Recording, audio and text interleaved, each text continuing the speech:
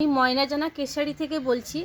আমি একটা 50,000 টাকা প্রাইভেট ব্যাংকে 1 বছরের জন্য ফিক্সড ডিপোজিট করতে গিয়েছিলাম, কিন্তু ওনারা আমাকে না জানিয়ে অন্য একটা প্রাইভেট ব্যাংকের এজেন্সি আমার টাকাটা ইন্স্যুরেন্স করে দিয়েছেন। কিন্তু পরে যখন আমার বাড়িতে দলিলটা আসে তখন আমি জানতে পারি যে ওই টাকাটা আমার 16 বছরের জন্য ফিক্সড ডিপোজিট ইন্স্যুরেন্স করে দিয়েছেন। তারপর আমি ওনাদেরকে ফোন করি এবং ওনারা সন্ধেবেলায় ওই এজেন্সির এবং ব্যাংকের ম্যানেজার আমার বাড়িতে আসেন। কিন্তু তখন আমি ওনাদেরকে বলি যে টাকাটা আমার তুলে দিতে, কিন্তু ওনারা কিছুতেই রাজি হননি।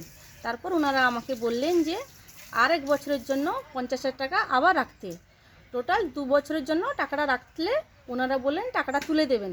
কিন্তু ওনারা বললেন যে পুরো টাকাটা দেবেন না, সেখান থেকে কিছু টাকা কেটে আমাকে টাকাটা দেবেন। কিন্তু তারপর আমি বললাম যে পুরো টাকাটা আমার চাই, কিন্তু ওনারা বললেন যে এই টাকাটা ফেরত হবে না। তারপর আমি তারপরের দিন সকালবেলায় শোভন মাইতি স্যারবাবুকে নিয়ে আমি ব্যাংকে গিয়েছিলাম। তার আগে ওনাদেরকে ফোন করে বলেছিলাম যে থাকতে, কিন্তু ওনারা ছিলেন না। তারপর স্যার সঙ্গে শোভন মাইতি স্যার ওনাদেরকে ফোন করেছিলেন, কিন্তু ওনারা তাতেও রাজি হননি টাকাটা তুলে দেওয়ার জন্য। তারপর শোভন মাইতি স্যারের সাহায্য নিয়ে আমি টাকাটা পুনরায় ফেরত পেয়েছি। কিন্তু আপনারা যারা যারা এই ভিডিওটা দেখছেন তারা এই মিসসেলিং থেকে সাবধান হয়ে যাবেন এবং আমার শোভন মাইতি স্যারকে অসংখ্য ধন্যবাদ।